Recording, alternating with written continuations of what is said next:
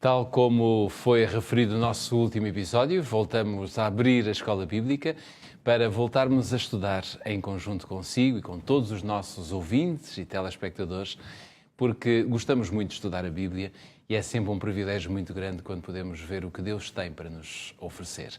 Já sabe que pode encontrar a Escola Bíblica sempre no Hope Channel Portugal ou então também na Rádio RCS ou ainda no Facebook de cada uma destes órgãos de comunicação, quer pela rádio, quer pelo Hope Channel.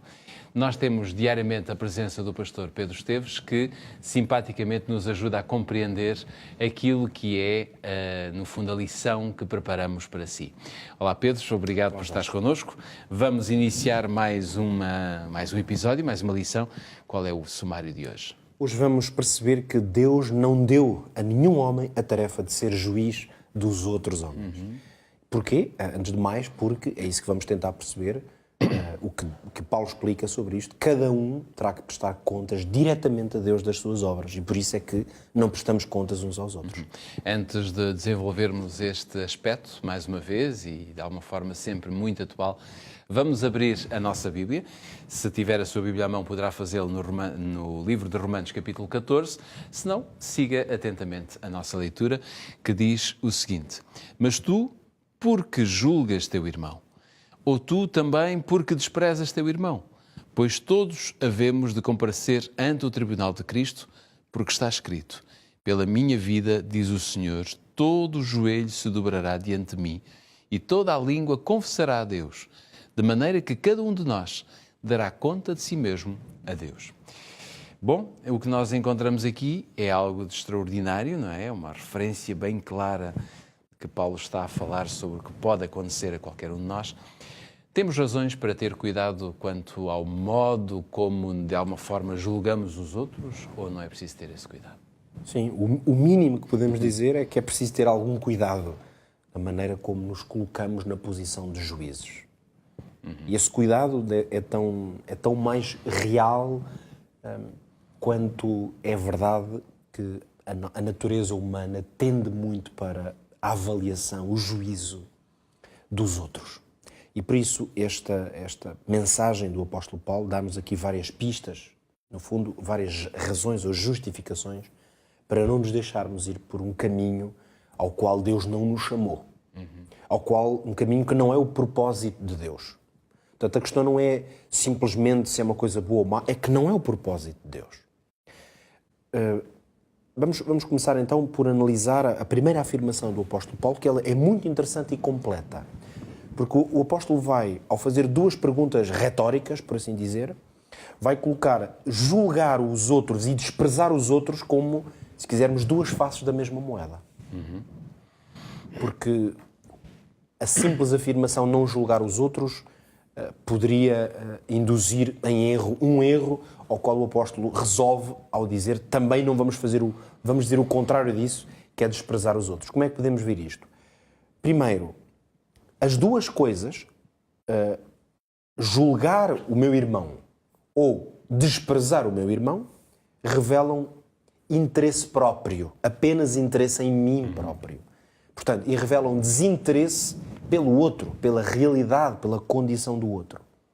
E isso, quer uma, quer a outra coisa, ou ação, são condenadas por Deus. Não são, aliás, o que a Bíblia ensina. São as duas faces de uma mesma moeda, não? Por isso, essa moeda tem as duas faces. É como se apresentam de formas diferentes, mas têm o mesmo valor. Claro. Esse valor é o interesse próprio, a oposição ao altruísmo, que é o grande valor, aliás, da vida cristã. Porquê é que podemos dizer isto? Com frequência o que acontece é que a pessoa que gosta, que se deleita ou que tem essa postura de julgar os outros permanentemente, normalmente o que isso induz é a exaltar-se a si próprio. Porque quando eu me acho na capacidade de apontar o dedo e julgar o outro, é porque eu me considero fora dessa mesma acusação ou juízo. Portanto, o julgamento ao outro é inevitavelmente uma forma de exaltação pessoal, de tentativa de me colocar numa posição de superioridade. Ora, tudo isto, a superioridade do indivíduo, a exaltação pessoal, a soberba, são tudo formas de buscar o seu próprio interesse. e, portanto, opõe-se completamente à vontade de Deus. Por vezes, aliás, a crítica e o juízo ao outro são uma forma de esconder os meus próprios erros. Porque quando eu atento os meus olhos para os erros de outros, mesmo que seja inconscientemente, é uma forma de calar, por vezes até a minha consciência, em relação aos meus próprios erros. Sejam os mesmos, que pode acontecer, sejam outros de uma natureza diferente. Claro. Mas a atitude de juízo sobre o outro tende a calar em mim uma voz que me acusa a mim próprio dos meus problemas ou dos meus defeitos. Mas é claro, lá está a outra face da moeda, que isto também significa que eu não posso fazer de conta que o meu irmão não existe. E isto também se aplica, por exemplo, quando eu vejo alguém a errar, quando eu vejo alguém que reconheço que, infelizmente, por alguma razão, que eu possa não conhecer essa razão e as motivações, mas que eu reconheço que, segundo a palavra de Deus, está num caminho que é mau para ele, não é um caminho que é mau para mim. Claro. É sobretudo um caminho que eu vejo que é destrutivo para a pessoa ou que lhe vai trazer problemas, sejam familiares, espirituais, quem sabe até pessoais ou profissionais. O que é que eu não posso desprezar?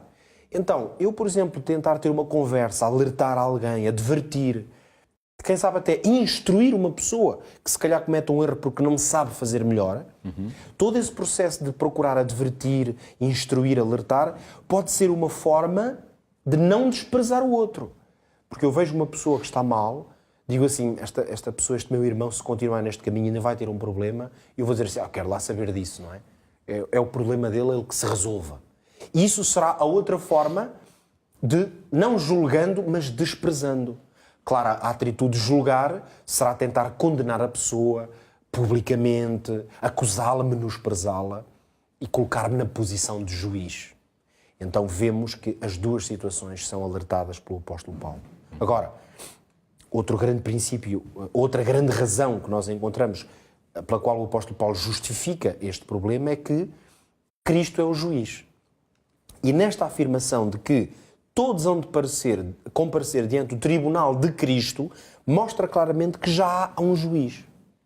Sempre que eu me coloco numa posição de juízo sobre o outro, em termos concretos, implicitamente, o que estou a fazer é a usurpar o lugar de Deus.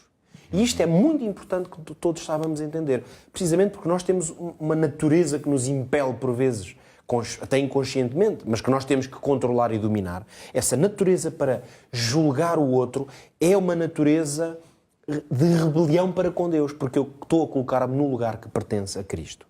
E claro, finalmente dizer que esta citação que o apóstolo Paulo vai usar de Isaías, quando diz todo o joelho vai dobrar-se diante de Deus, toda a língua confessará, é uma ideia, traz esta noção de convocatória. Quer dizer, Deus vai convocar cada pessoa individualmente. Por isso é que é toda a língua.